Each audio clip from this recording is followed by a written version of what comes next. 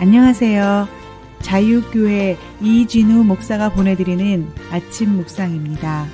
오늘도 예수 그리스도의 향기를 내는 복된 하루가 되시길 바랍니다.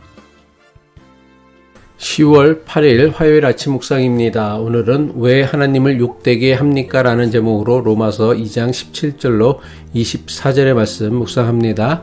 그런데 스스로 유대 사람이라고 하면서 율법을 의지하며 하나님을 자랑하며 그분의 뜻을 알며 율법으로 가르침을 받아서 옳고 그른 것을 분간할 줄 안다고 자부하는 사람이 있습니다. 그런데 그런 사람일수록 스스로 눈먼 사람의 길잡이요 어둠 속에 있는 사람의 빛이라고 생각합니다. 율법에서 모든 지식과 진리의 근본을 터득하였다고 하면서 스스로 어리석은 사람의 교사요 어린아이의 선생으로 확신합니다. 그렇다면 그런 사람이 남을 가르치면서도 왜 자기 자신은 가르치지 않습니까? 도둑질하지 말라고 설교하면서도 왜 도둑질을 합니까? 간음하지 말라고 하면서도 왜 간음합니까?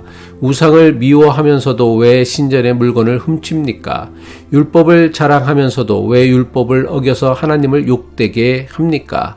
성경에 기록된 바 너희 때문에 하나님의 이름이 이방 사람들 가운데서 모독을 받는다 한 것과 같습니다. 오늘 묵상하는 말씀은 율법을 가진 유대인들이 율법을 자랑하지만 정작 자신들은 율법을 지키지 않으므로 하나님과의 관계뿐 아니라 이웃과의 관계마저도 파괴하고 있음을 경고하는 말씀입니다. 유대인들은 자신들이 하나님께 선택된 특별한 백성으로서 율법을 받았고 그 율법을 통해 다른 민족들보다 자신들이 우월하다고 여겼습니다.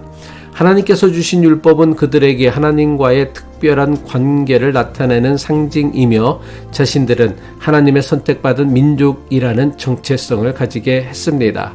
그들은 율법을 통해 자신들을 세상의 빛이라 여기며 무지한 자들의 지도자 어린 아이들의 교사라 자부했습니다. 로마서 2장 20절이죠. 율법에서 모든 지식과 진리의 근본을 터득하였다고 하면서 스스로 어리석은 사람의 교사요 어린아이의 선생으로 확신합니다. 하지만 바울은 유대인들의 이러한 자부심과 정체성을 문제 삼았습니다. 바울은 유대인들이 율법을 자랑하면서도 그 율법에 담긴 하나님의 뜻과 정신을 제대로 지키지 않는 저들의 위선을 고발합니다. 유대인들은 율법을 소유함으로써 당연히 자신들은 하나님 나라의 백성이라는 착각과 오해에 빠져 있었습니다. 하지만 바울은 신앙의 진정한 가치는 율법을 소유하는 데 있지 않고 그 가르침을 삶에서 실천하는 데 있음을 강조합니다. 이것은 오늘날 우리에게도 매우 중요한 영적 도전을 주는 말씀입니다. 우리의 신앙도 교리나 신앙 전통 또는 교회에서의 자신의 직분을 자랑하는 데에만 머물러 있지 않은가를 돌아보아야 합니다. 신앙의 참된 목적은 내가 가진 성경과 교리에 대한 지식이나 자신의 직분을 자랑하는 것이 아니라 그 가르침을 어떻게 실제 자기 삶에 적용하느냐에 달려 있습니다. 바울은 유대인들이 다른 사람에게 율법을 가르치면서도 정작 자신들은 그 율법을 지키지 않는 모습을 구체적으로 지적합니다.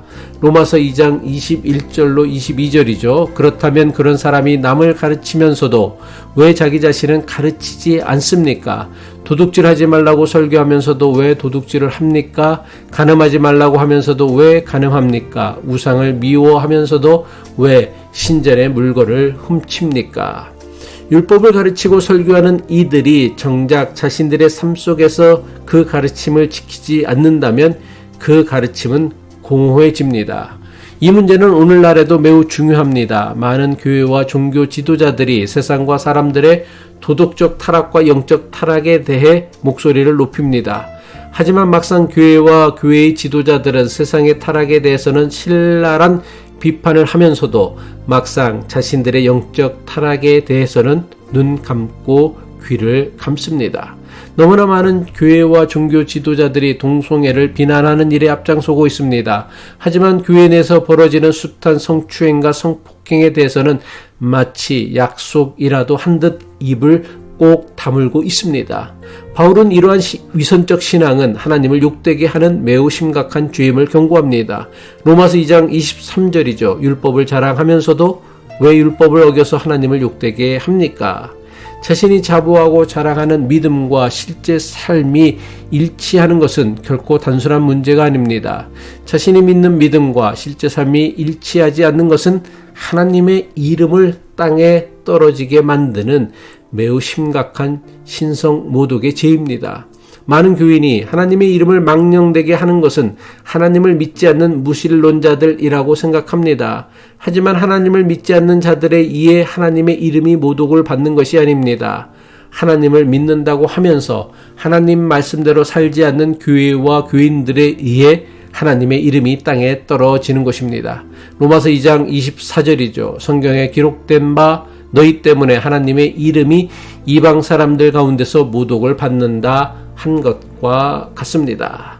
바울은 유대인들이 율법을 자랑하면서도 그 율법을 제대로 지키지 않는 것은 하나님의 이름을 심각하게 욕되게 하는 것임을 경고합니다.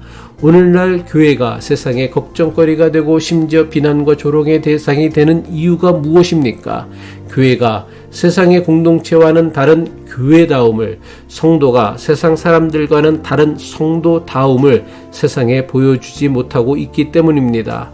이것은 단지 교회와 교인들에 대한 비난과 조롱에서 그치는 것이 아닙니다. 세상에 하나님의 영광과 존귀를 알려야 할 교회가 오히려 하나님의 이름을 땅에 떨어뜨리는 심각한 신성 모독의 죄를 짓는 것입니다. 바울이 유대인들에게 전한 이 경고의 말씀은 오늘날 교회에 던지는 아주 강력한 메시지입니다.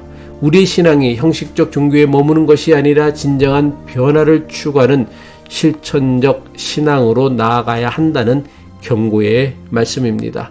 기도하겠습니다. 사랑과 공의의 하나님, 우리의 믿음을 자랑하기보다 우리의 믿음을 삶의 현장에서 실천하며 살아가는 성도가 되게 하옵소서.